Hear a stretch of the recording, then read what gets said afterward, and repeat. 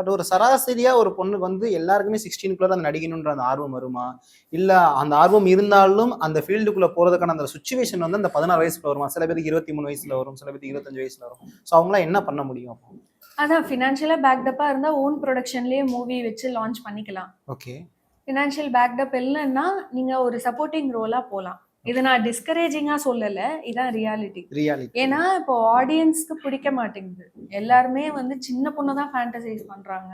இப்போ ஸ்ரீலீலா வந்ததே வந்து 18 இயர்ஸ்ல தான் வந்தாங்க. அண்ட் கிருத்தி ஷெட்டி வந்ததுமே 16 இயர்ஸ்ல தான் வந்தாங்க. இப்போ அவங்களுக்கு 21 to 25 தான் ஆகுது. அந்த ஏஜ் குரூப்ல தான் இருக்காங்க. But they are acting with 40 and 50ஸ்ல இருக்கிற ஒரு ஹீரோ.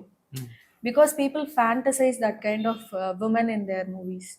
அது எப்போ மாறுதோ, கதையை மட்டும் எப்போ பார்க்குறாங்களோ அப்போ மேபி மாறலாம். ஓகே. ஆண்களுக்கு ஆண்களுக்கு ஏஜ்ன்ற ஒரு விஷயம் ஏதாவது ப்ராப்ளமா இருக்கா? ஏன் அப்படி சொல்றீங்க? பிரச்சனையே கிடையாது. ஆண்களுக்கு ஒரே ஒரு விஷயம் தான், மானிட்டரிங். நீங்க பணம் கொஞ்சம் பெட்டரா இருக்கு அப்படின்னா நீங்க நிறைய ஆடிஷன்ஸ் ட்ரை பண்ணலாம். ஃபுல் டைம் நீங்க ஆக்டிங் ட்ரை பண்ணிட்டே இருக்கலாம். கண்டிப்பா ஏதாவது ஒண்ணுத்துல கிளிக் ஆயிடும். நீங்க சப்போர்ட்டிங் ரோலா இருந்துட்டு கூட ஹீரோவா நடிச்சிடலாம். ஆடியன்ஸ் உங்களை அக்செப்ட் பண்ணிப்பாங்க. பட் லேடிஸ்க்கு அப்படி பண்ண மாட்டாங்க. Which includes Simran ma'am, Laila ma'am. அவங்களுக்கான அந்த ரோல் பர்ஃபெக்ஷன் இல்லைன்னா அதுக்கப்புறம் எந்த மூவிலையுமே அந்த மாதிரி கூப்பிடவே மாட்டாங்க.